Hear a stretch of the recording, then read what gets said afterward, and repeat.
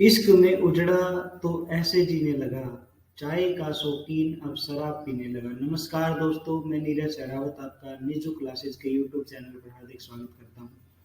आज हम पढ़ेंगे 24 मार्च का करंट अफेयर और कल 23 मार्च को शहीदी दिवस के रूप में मनाया गया। पूरे भारत में शहीद भगत सिंह को, सुखदेव और राजगुरु को नमन किया गया उनके बलिदान दिवस पर। विश्व मौसम विज्ञान दिवस भी जो है वो 23 मार्च को मनाया जाता है। विश्व मौसम विज्ञान दिवस 23 मार्च को मनाया जाता है।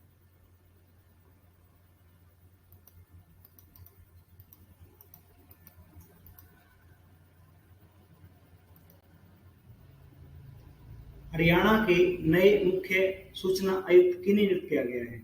हरियाणा के जो नए मुख्य सूचना आयुक्त जो है वो मुख्य सचिव जो अभी हाल ही में रिटायर हुए थे, विजय वर्धन को नियुक्त किया गया, जिनकी जगह पे संजीव कौशल मुख्य सचिव बनाए गए हैं। तो उनसे पहले जो मुख्य सचिव थे विजय वर्धन, उनको हरियाणा का नया मुख्य सूचना आयुक्त नियुक्त किया गया है और सूचना आयुक्त नियुक्त किए गए हैं एस फुलिया। मुख्य सूचना आयुक्त नियुक्त किए गए हैं विजय वर्धन जी और सूचना आयुक्त नियुक्त किए गए हैं एस फुलिया।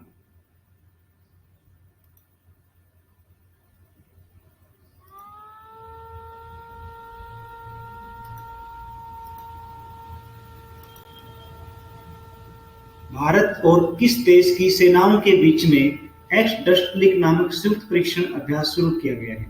तो उज्बेकिस्तान भारत और उज्बेकिस्तान की सेनाओं के बीच में जो एक्स नामक संयुक्त परीक्षण अभ्यास शुरू हुआ है और ये उज्बेकिस्तान में शुरू हुआ है।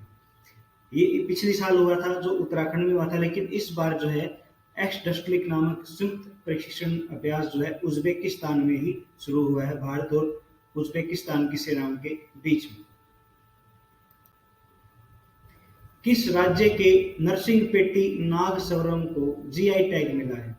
ये एक पवन संगीत वाद्य यंत्र है जो फूंक मार के बजाते हैं हम। जैसे एक बीन होती है, बीन थोड़ी मोटी होती है, पतला होता है थोड़ा सा, तो उस तरीके का ये एक वाद्य यंत्र है नरसिंह पेटी नाग स्वरम, जिसको जीआई टैग मिला है। ये तमिलनाडु से है।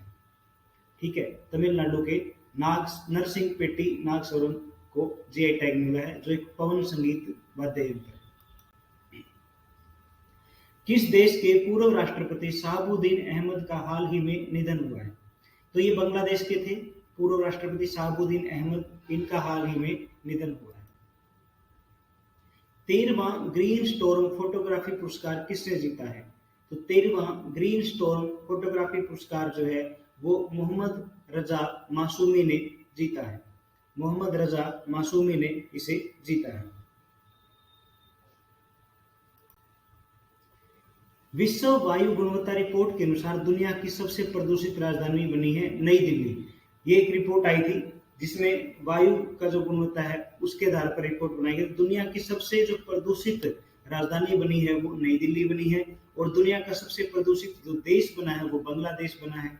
ठीक है, इसमें मैं आपको बता दूं हमारे भारत से संबंधित राजस्थान का जो भिवाड़ी है वो सबसे प्रदूषित शहर बना है। ठीक है, और हरियाणा का जो हिसार है वो इसमें 11वें नंबर पर है। प्रदूषित देशों में भारत 5वें नंबर पर आया है। ठीक है, प्रदूषित देश में भारत 5वें नंबर पे, राजधानी जो है वो दिल्ली पहले नंबर पे है। ठीक है, और राजस्थान का भिवाड़ी दुनिया का सबसे प्रदूषित शहर है। ठीक है, 117 देशों में से सिर्फ 3 न्यू कैलेडोनिया, यूएस वर्जिन और प्यूर्टो रिको ही WHO के मानकों पर खड़े उतरे, यानी कि वहां पर जो है वायु का गुणवत्ता बहुत अच्छी पाई गई है। और दुनिया के जितने 100 जो है ना सबसे प्रदूषित शहर है उसमें से 63 जो है वो भारत के हैं। ठीक है, 63 जो है वो भारत के हैं। टॉप 50 में भी हमारे 35 रहे हैं, 5 जो है पाकिस्तान के रहे हैं। मैं थोड़ा सा आपको बता देता हूँ कि शहर वाइज कौन सा भिवाड़ी है, जैसे गाजियाबाद है, दिल्ली है, जौनपुर, नोएडा, बागपत, हिसार, फरीदाबाद, ग्रेटर नोएडा, रोहतक, कानपुर, वाराणसी, पटना, आगरा, जोधपुर, अम्बाला, ये टॉप 50 में है। ठीक है, 50वें नंबर पे अम्बाला है और पहले नंबर पे भिवाड़ी है। ठीक है, ये वर्ल्ड एयर क्वालिटी रिपोर्ट 2021 में विश्व वायु गुणवत्ता रिपोर्ट के अनुसार थी। ये रिपोर्ट थी पूरी की पूरी। ठीक है, हाल ही में आरसी लोहाटी का निधन हुआ है, वह किस व्यवसाय से संबंधित थे?